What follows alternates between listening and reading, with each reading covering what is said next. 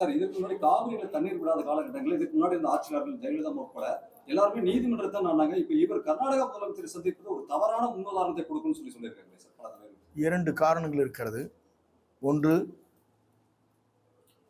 எல்லா முதலமைச்சரும் முதல்லே அவங்களுடைய பிரதிநிதிகளாக அன்றைக்கு பொதுப்பணித்துறை அமைச்சராக இருந்த ஓபிஎஸ்ஐ அனுப்பினார்கள். அவரோடு ஒரு அமைச்சரும் அனுப்பினாங்க, சட்ட அமைச்சர்.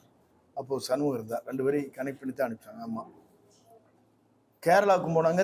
கர்நாடகத்துக்கு போய் முதலமைச்சரோடு பேசி எங்களுக்கு தேவையான தண்ணீரை வழங்க வேண்டும் என்று வேண்டுதல் வைத்தார்கள். அதற்கு பிறகு காலத்தின் சூழ்நிலைக்கேற்ப வழக்கு மன்றத்திலே வழக்கை தொடர்ந்தால் இது நடைமுறையில் இருக்கிற ஒன்று.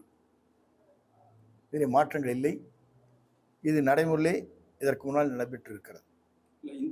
முதலமைச்சர் தான் செல்லவில்லையே தவிர முதலமைச்சர் பிரதிநிதிகளாக அவருடைய கடிதத்தை எடுத்து சென்று அங்கே முதலமைச்சரிடத்திலே ஒப்படைத்து அம்மா அவர் நேரடியாக அவரோட தொலைபேசியிலே பேசி இதெல்லாம் நடைபெற்றிருக்கிறது.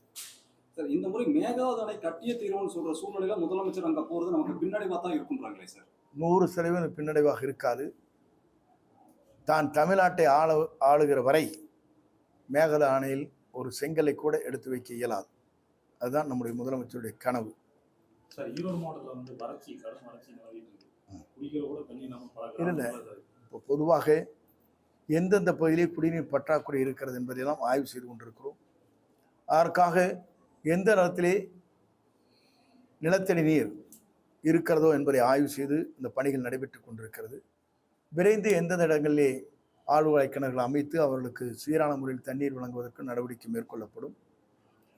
குறிப்பிட்ட காலத்திற்கு பிறகு இங்கே கூடுதலாக ஆற்றிலிருந்து தண்ணீரை வழங்கி குடிநீர் பற்றாக்குறையே இல்லை என்ற நிலை உருவாக்கப்படும்.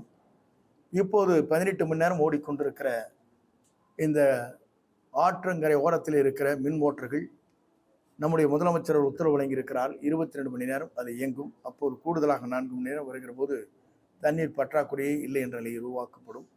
அங்கிருந்து கொண்டு வருகிற தண்ணீர் ஜம்ப் என்று சொல்வார்களே, அதற்கும் இதற்கும் மின்சார நேரங்கள் மாற்றப்படுகிறது என்று சொன்னார்கள். அதையும் சரி செய்து கொண்டிருக்கிறோம். ஆகவே குடிநீர், கால்நடைகளுக்கு தேவையான தண்ணீர் தேவையான அளவிற்கு இந்த அரசு முயற்சிகள் மேற்கொண்டிருப்பது மட்டுமல்ல, வெற்றிகரமாக கிடைக்க ஏற்பாடு செய்யும்.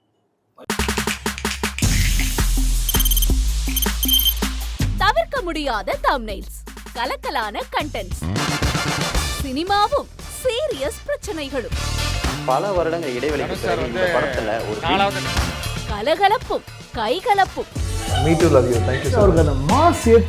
போயிட்டே தான் இருக்காரே தவிர பிரேக்கே இல்லாமல் பிரேக்கிங் நியூஸ் சொல்லும் தந்தி டிவி ஆப்.